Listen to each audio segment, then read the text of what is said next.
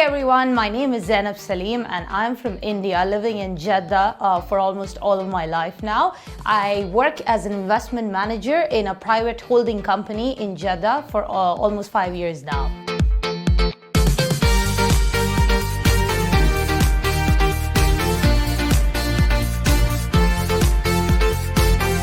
Well, Saudi Arabia is home to me. I have grown with Saudi Arabia and it's so exciting to see where it's headed in terms of its growth, in terms of its growth in tourism, in terms of its growth in heritage and culture that they're keeping together.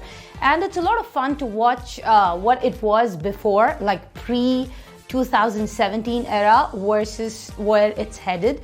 So I am very excited to be part of Saudi Arabia's cultural change, the change that is going to accelerate the growth of the country. From what it was, I was born and raised in Jeddah in Saudi Arabia. The growth KPIs / objectives of the country are beautiful. I am seeing that it's not just the top layer which is leading this change. It is expanded throughout the layers of the country, right from the kid that is grown to the topmost family members. They are all cheerleaders for this growth which is coming in the country. It's beautiful. The one thing that really talks highly of how Saudi Arabia is headed towards change is that it is still grounded to its roots, and that's something I salute the country for and the people for. They are very rooted to their heritage and culture, and that's where their patriotism comes and helps them see the future. So I like the balance that they're doing no matter what the world tells them, and that's the beauty of it. So excited to be part of this growth. I am myself trying to contribute towards this growth because Saudi is home for me as well, and I mean stoked to be part of this change.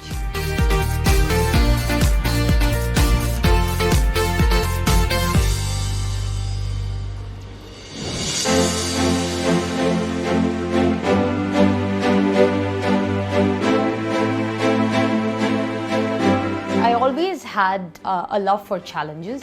From a very young age, I was into sports, into co-curricular activities, and also a fairly decent student in terms of examinations and scores. When I was participating in different competitions and when I got to represent my school, I realized that I like to be a part of the team, to lead a team, and to win at the end of the day. During that process, there were a lot of challenges that were thrown at me, and I would not like to lose. But again, whenever you would lose, you would try to make the best of the lessons that you get. With this in mind, and this was more like a motivation for me to pursue what one wants to, and the world will always speak whatever they intend to, whatever they wish to. You must listen, at the same time do what you think is right, which goes without saying that you have the support and blessings of your family, and alhamdulillah I had that to pursue what I wanted to.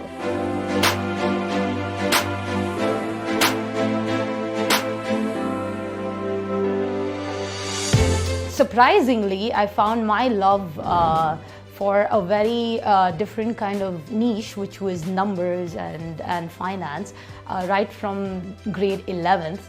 Although I was never taken as a serious student, even in school. I would always be out of my classes. I'd be mostly playing sports, never attending classes. I mean, teachers would love me because, you know, I mean, I'm there in sports representing the school, at the same time managing to get the scores. So it was a fun time that I had in school. But the one thing I realized was when I was given the leadership, which is to become the school head girl, that was a big change in my personality.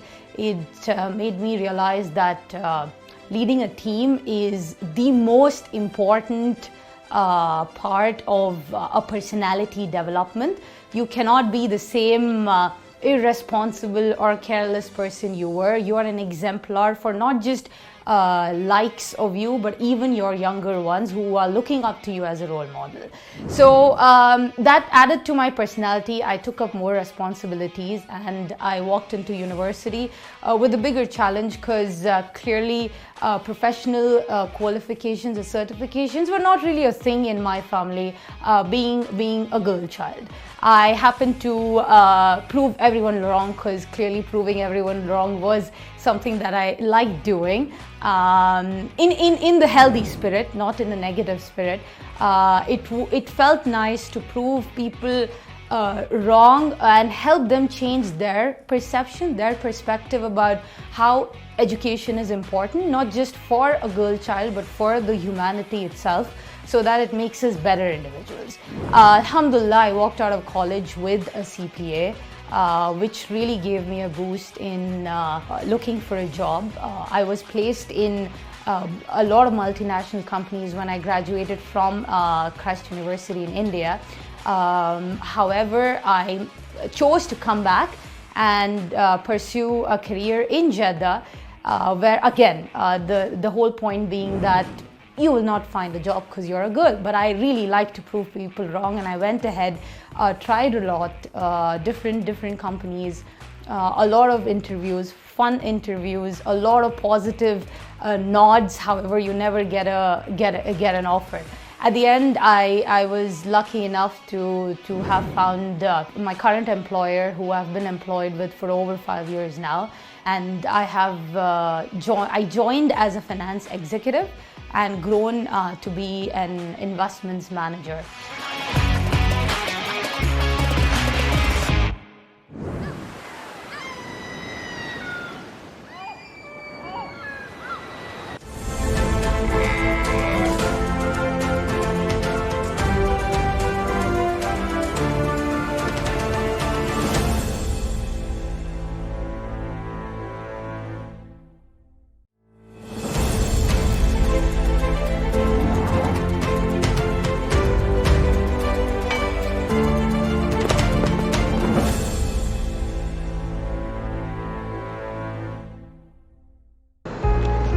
The day when I actually got my driving license, it was an emotional attachment to it, to the extent that when I was asked, do you need the license for 2 years or 10 years? I was like, give me infinite.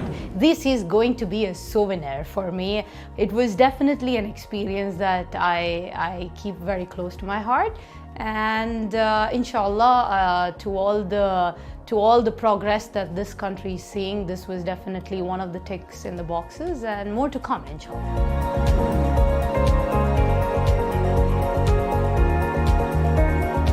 Well, I started traveling around the country for different reasons. When I was in school, I used to travel for tournaments. So I covered all the major cities, which was Riyadh, Jubail, Dammam, and Yanbu.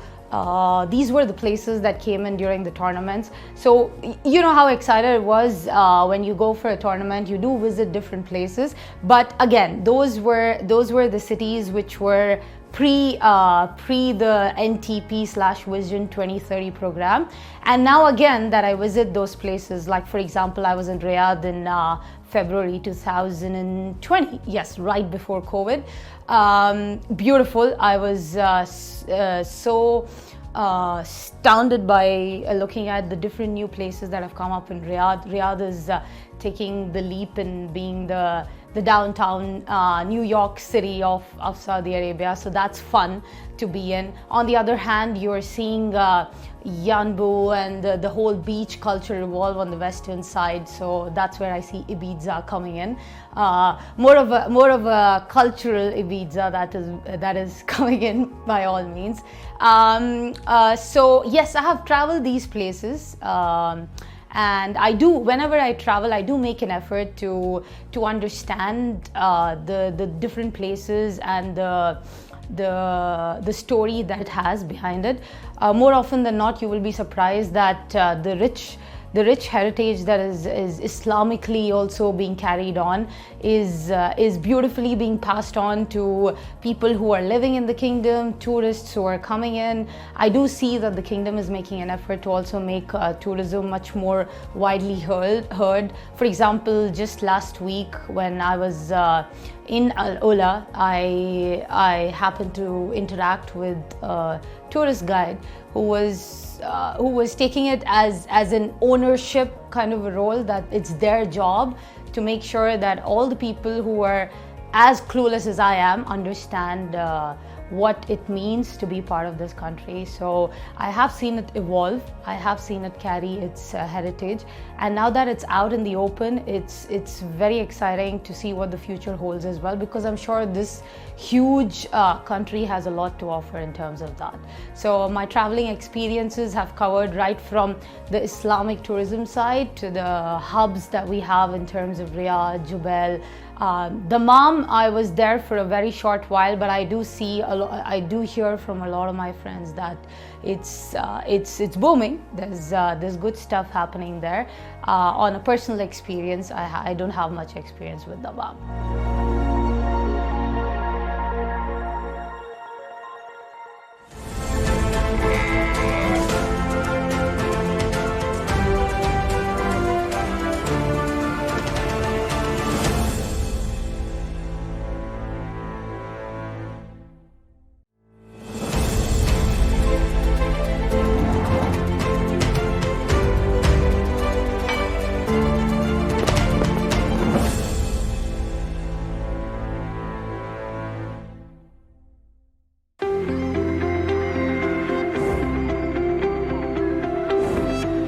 Jeddah's home, and it has its own charm when it comes to living a city life.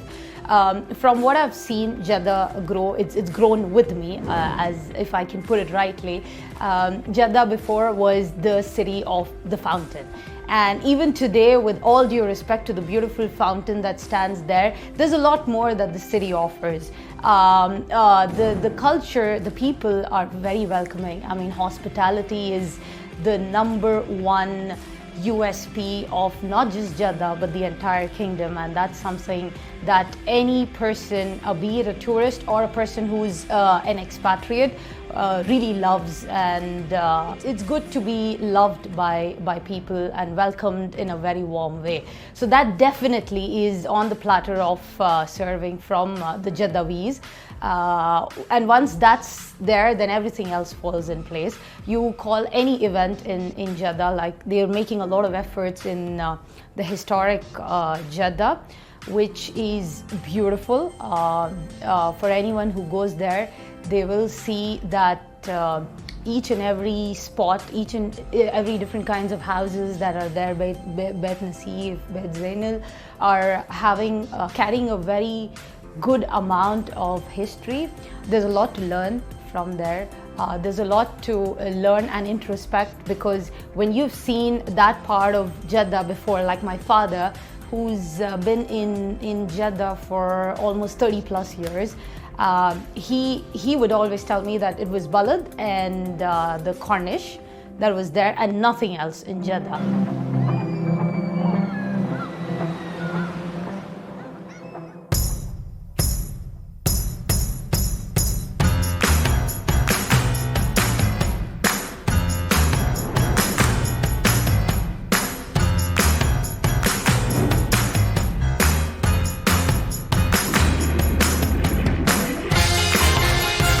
The reason I joined the Eco Trail was, yes, because I wanted to explore Al Ula, and with that it really gave me a ticket to go explore the beautiful landscape, which I was never appreciative of, at least in my past years of travel. During the hike, I did see beautiful landscapes. I did see undiscovered masterpieces. There were engraved rocks, which if you happen to sit or stand and analyze, you will notice that they are all trying to tell something. They all have a history, beautifully presented, beautifully preserved by the kingdom, and it it was just astonishing how these pieces of rock can really blow away your mind. So it was a lovely, lovely hike. I mean, 10 kilometers went, I participated in the 10-kilometer hike. So if you ask me in one word, it's definitely the landscaping. Beautiful.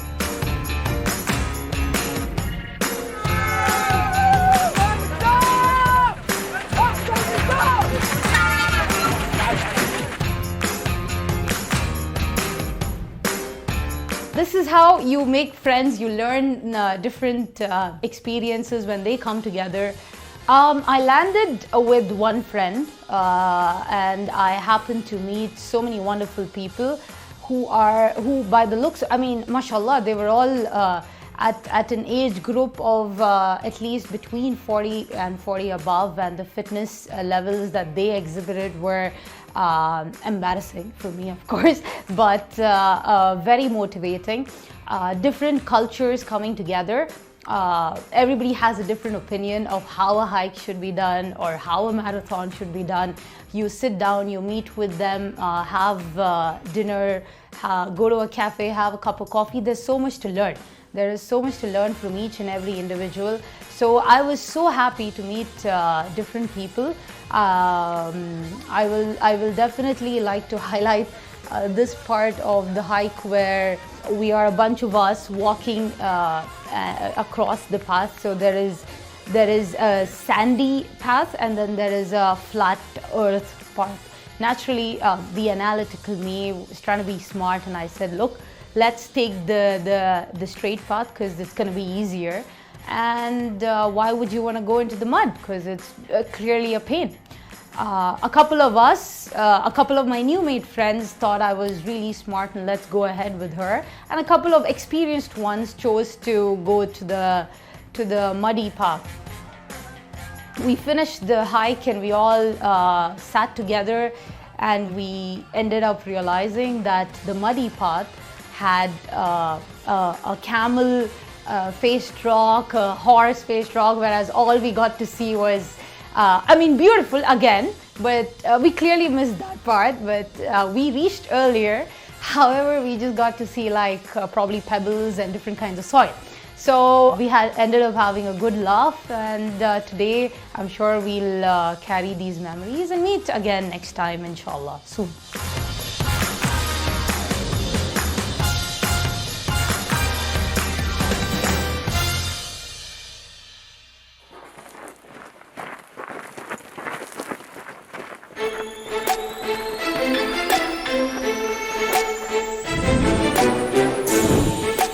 Well, to be fair, the only thing I knew about gravity karting was the movie Gravity that I'd seen, which was Sandra Bullock, my favorite actress.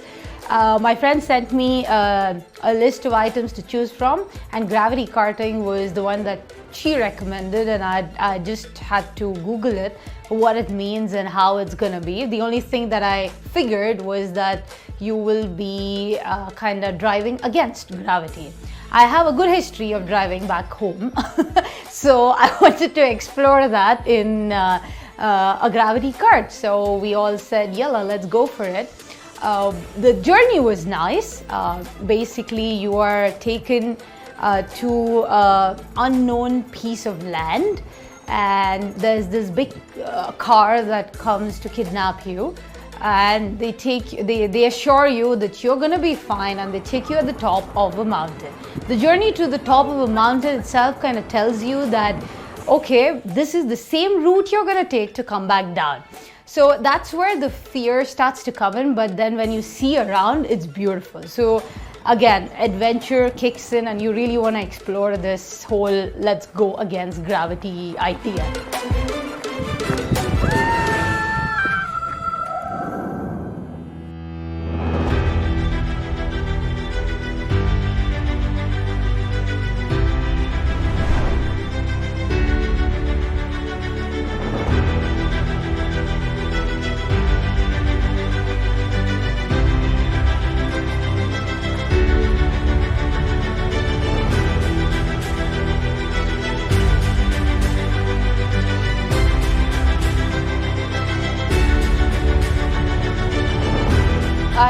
at the heritage site a couple of hours later to my hike, and with the tiredness that you're carrying, it clearly washed away all the tiredness when you are looking at one. You've already seen a lot of masterpieces, but then these are different kinds of tomes. These are different kinds of layers of stories that each tome has. There was one other tome which was about a young daughter and the son, and how one had a bigger tome versus the other. So I mean, these are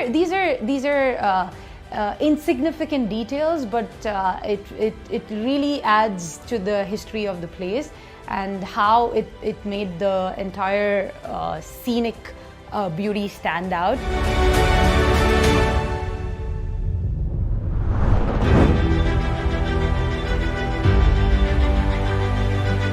Look, Saudi Arabia is the comfort, the safety that comes by living in this kingdom is something I've not experienced elsewhere.